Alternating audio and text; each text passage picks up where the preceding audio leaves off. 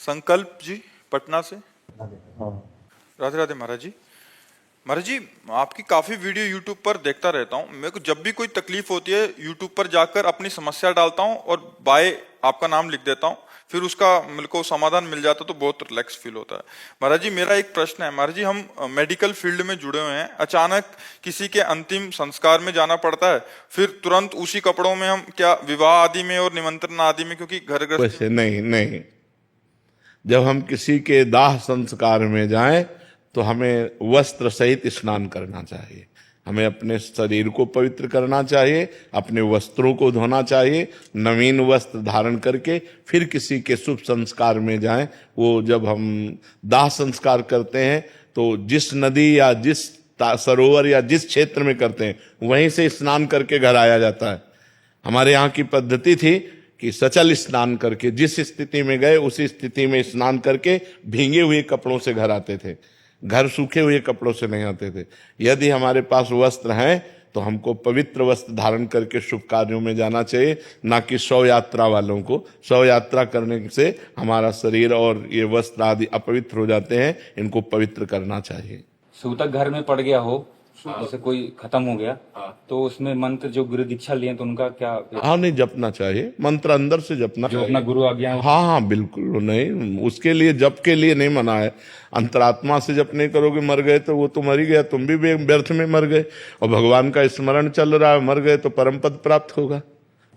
जैसे महाराज जी, जैसे कि आप कहते हैं ना कि सिर्फ अपने आराध्य का 2 बार नाम ले लो, मतलब नाम ले लो उसी से। हमने 2 बार वाली बात तो कभी कही नहीं, हम तो निरंतर वाली बात करते हैं।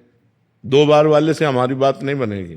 तो जैसे कि महाराज जी, अगर कहीं मृत्यु में जाएं और उसके बाद में अपने आराध्य का नाम ले लें और उसके बाद में शायद पवित्र हो सकते हैं, मतलब नहीं, ऐसे नहीं।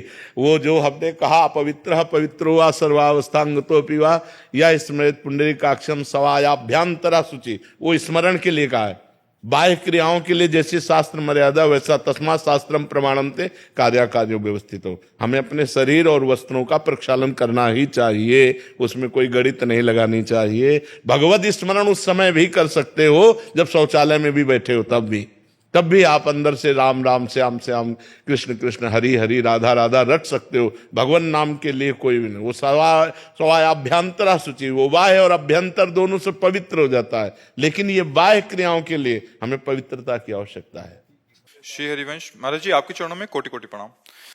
महाराज जी, मैंने वृंदावन में राधा वल्लभ लाल जी के सामने प्रण लिया था और उनको वचन दिया था कि आज के बाद कोई गलत चित्र नहीं देखूंगा वीडियो में। नहीं लेना चाहिए, प्रण नहीं लेना चाहिए। 6 महीने सही लगा पर टूट गया हमारा। नहीं, प्रण नहीं लेना चाहिए, प्रार्थना करनी चाहिए। और नियम हम ऐसा प्रभु करना चाहते हैं कि मैं ना देखूं, पर बल आपका, प्रण मेरा नहीं, कसम मैं नहीं खा सकता।